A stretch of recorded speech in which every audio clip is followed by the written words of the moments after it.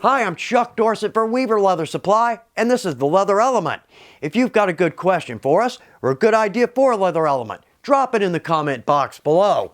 Also, if you want to know when our videos release, just click your notifications. You'll know exactly when these come out. So antiques, this is one of my favorite additions to a project, but the problem is, what color works best for us? Well, we could buy one of each and find out. Well, let's do this. I'm going to save us some time and some money. I've got 6 swatches back here, all the same dye color. We're going to look at each of the colors. Well, now that sounds like a problem because there's only 5 antique colors. Well, number 6, this is one of my favorites, and we're going to talk about that. But let's step behind my work table, see what works best for us. The best advice I can offer on an antique is go with a quality antique. I'm not pointing fingers here. I've gone the cheap route, but what's going to happen is we're going to apply our antique, we're going to wipe it off, and there's nothing left. We get frustrated and we walk away.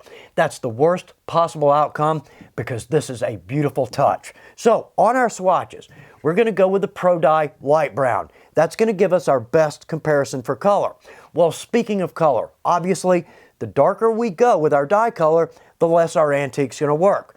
Well, actually, not really the case, and we're going to come back around to that. So I'm going to set up here. Let's start adding some antique. When we apply our antique, we're going to use a rag and a dauber. Right here, we've got a nice stamp design, but it's not really standing out. The antique, absolutely going to take care of that. But also, I like to add tape to the back of my projects when I antique. To me, there's nothing worse than big streaks of antique across the back of our project. Very unprofessional, but the tape is going to knock that problem right out. Now, with our colors, we've got a light, medium, and dark brown, a mahogany, and a black. So we're going to do each of our colors. Now, right here, I've got an additional swatch. I've got some oil on it, so we're not going to use this swatch. Well, actually, let's do this. Let's save this because we're going to put a top coat on all of these. Let's just see how that looks. Well, let's go with this. Leave it right where it is, add a top coat, and then we can use this as a comparison as well. So right here on this swatch, let's start with a rag. Now, I want to use a cotton rag here. If we go with something like a fleece, what's going to happen is when we rub this off, a little bit of our antique's going to come with it. It's just a thicker fabric. So let's start right here, and first thing I'm going to do is just apply evenly across our swatch.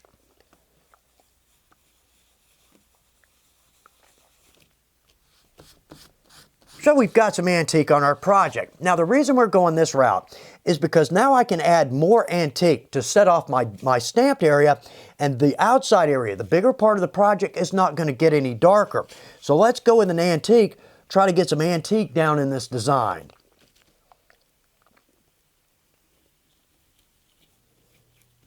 There we go. Okay, let's take our rag and let's clean this area off. So again, the outside area is not getting darker no matter how much antique we drop in. But look at that, our stamp design, that just pops. It's going to darken just a little bit, part of what we're doing here. But that's our light brown, so let's set that aside. I'm going to do the other 4 colors. Let's see how they look. And there's our mahogany. Well, that is a pretty color. Good, let's do this. I'm going to give these about 15 minutes, let them dry. While we do that, we're going to set up for our last color. Well, actually, it's not a color yet. The primary job of an antique is to sink into the natural blemishes, the range marks on a piece of leather, thus making a new project look used and loved, antiqued. Well, we have the added benefit of that antique sinking down into our stamping or tooling and really making that pop. So right here, we've got a light brown. Now we're going to add top coats to all of these. It's going to enrich in the color a little bit, give us some gloss.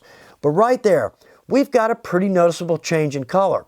In all honesty, that to me is a more rich color than just the light brown. Well, all told, it's not going to change the dye color much, but we're starting to see that antique stick into our stamp work. Well, here's my favorite, medium brown, and I love this. Well, first off, we're not darkening too much. We are taking that down a little bit, but again, a very rich brown. But right here, the biggest point, the antique on our stamping, it's not too dark, it's not too light. I can see every detail of that stamp work. Now, as we start to move to the darker colors, to me, they're a little harder to control, just harder to get consistent. Like right here, I've got some spots on that. Well, actually, that's what an antique is supposed to do. But all told, I just like to have this a little more consistent. The bigger problem, notice right here, the darker antique is starting to overtake the stamp design. I'm starting to lose detail. That's the dark brown. When we jump over to the black, well now, very hard to control. But at the same time, I almost can't see any of the detail in that stamp work. Well, it's not a bad color, but it's just too dark to really make our beautiful work stand out. On our mahogany, actually, that's a beautiful color. That doesn't even need a top coat. We're going to add one. But notice with the mahogany, it doesn't really do a lot for our stamping. Well, it kind of sinks in there, but it's hard to get that consistent. But out here, that's absolutely beautiful. So all told, I love the medium brown and use that on most every project. Okay, we're going to reset because we're going to talk about a neutral antique. Well, on the surface, that makes absolutely no sense. No color. But this is the best one of them all. There are two reasons I say the neutral is the best of the antique colors. First off, we can mix any one of our Angelus paints with the neutral and we can get some beautiful colors. Here's some good examples. Now, this is just on our natural veg so we can see the antique. But there's green, blue, yellow, I think that's red, purple, pink, and one of my favorites, rose gold. That's beautiful. So we can go so many directions. We can really create a unique look. Now the second reason, and this is a big one, say we like the darker colors or the browns. Well, we're mixing our own. So if it's a little too dark, let's just mix in a little less paint. We're still going to get the color, but it's not going to be so heavy. Also, it's probably going to be easier to control. Now, with our neutral, with our mixes, what I'd like to do is I want to go about 70-30. Well, first off, impossible to measure the two. They're two different textures. It's going to be a mess. But the point is let's go maybe about 2/3 of our antique and then maybe about 1/3 of paint. But this is going to make sense too, because if we think about it, the more paint we add, the more it's going to look like a paint. The less paint we add, well, to some point we don't even see it. So I kind of want to be in there 30-70, maybe 60-40. And a little piece of scrap leather makes a good stirring stick. Okay, so there we go. Now, all told, mix this to whatever you like. Experiment a little bit with it. But that looks like a pretty good mix. So let's add some of this to our leather.